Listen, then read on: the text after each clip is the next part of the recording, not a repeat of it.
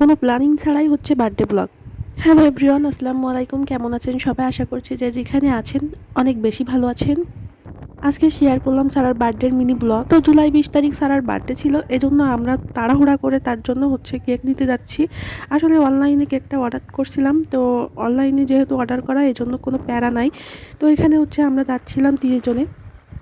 তো এই রাস্তাটা আমার অনেক বেশি ভাল লাগে, এই জন্য তোমাদের সাথে শেয়ার করলাম। এটা হচ্ছে নদীর সাইডের একটা হচ্ছে রাস্তা। তো রাস্তাটা আসলে অনেক খারাপ হয়ে গেছে, তো তারপরেও যেন কেন জানি এই রাস্তাটাই আমার কাছে ভাল লাগে।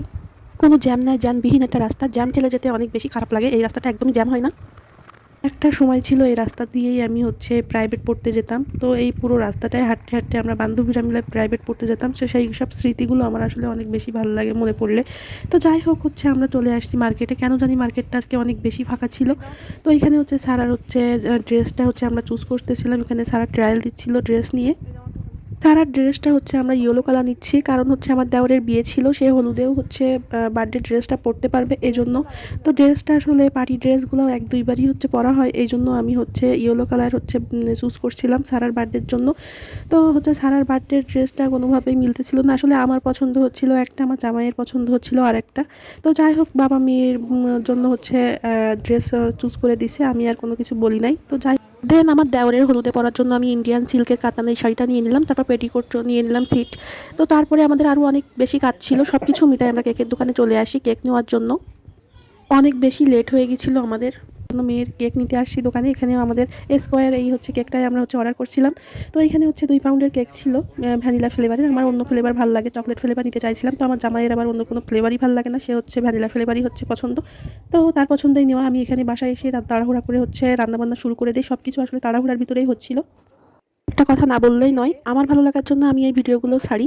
আমার কোনো ইনকাম করার কোনো দরকার নেই। আমার হচ্ছে পেজ হচ্ছে, আমি কোনো কিছু মেনটেন করি না, উইকলি চ্যালেঞ্জ বা কোনো আদার্স কোনো কিছু আমি ফলো করি না। আমার মতন আমি যে কোনো টাইমে ভিডিও আপলোড করি।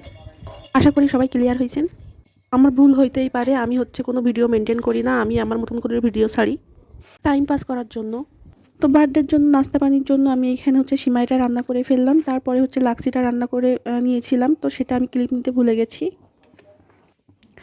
তারপর হচ্ছে আমি এখানে লুডুস পাস্তা রান্না করব। একসাথে হচ্ছে আমি এটা সিদ্ধ করার জন্য পর্যাপ্ত পরিমাণ পানি দিয়ে দিলাম।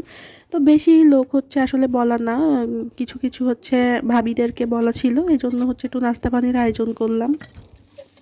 তো এখানে হচ্ছে বিরিয়ানিটা হচ্ছে রান্না করা হবে, আমার আম্মুই এই রান্নাটা করতেছিল। তো এখানে আমি হচ্ছে তার পর্যায়ে হচ্ছে লুডুসটা হচ্ছে সিদ্ধ হয়ে গেছিলো, আমি রান্নাটা করে ফেলি হচ্ছে লুডুসটা। তো আমি এইটুকুই কাজ করছিলাম, আর কিছু করিনি। বাকিটা হচ্ছে সব আমার আম্মুই করেছিল। এখানে আমার আম্মু মিষ্টি নিয়েছিল আর নাস্তা পানি সিঙ্গারা টিঙ্গারা নিয়ে আসছিল, তো সেইগুলো আমি হচ্ছে দেখাইনি। তো এখানে হচ্ছে বিরিয়ানির মাংসটা হচ্ছে মেরিনেট করে আগে থেকে আমার আম্মু রেখে দিয়েছিল, এটা আমি ভিডিও করতে পারিনি। তো যাই হোক, এখানে হচ্ছে আমি বিরিয়ানিটা ভালো রান্না করতে পারি না। একদিন তো আমি খিচুড়ি রান্না করে ফেলছি, হলুদ দিয়ে ফেলছিলাম বিরিয়ানি রান্না করতে গিয়ে। তাই এটা হচ্ছে আমি নিজে নিজেই হচ্ছে বার্থডের থিমটা হচ্ছে সাজাইছি। তো সারা অনেক বেশি অসুস্থ ছিল, তারপরও আমি একটু ওরা সাজুগুজু করাই দিয়েছিলাম।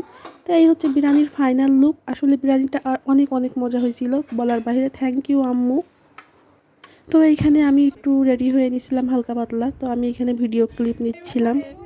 রাতে হচ্ছে 6টার দিকে হচ্ছে কেকটা কাটা হয়। সারা তো হচ্ছে বুঝতেই পারতেছিল না কি করবে, তো তোর ভাইরে হচ্ছে খাওয়াই দেয়।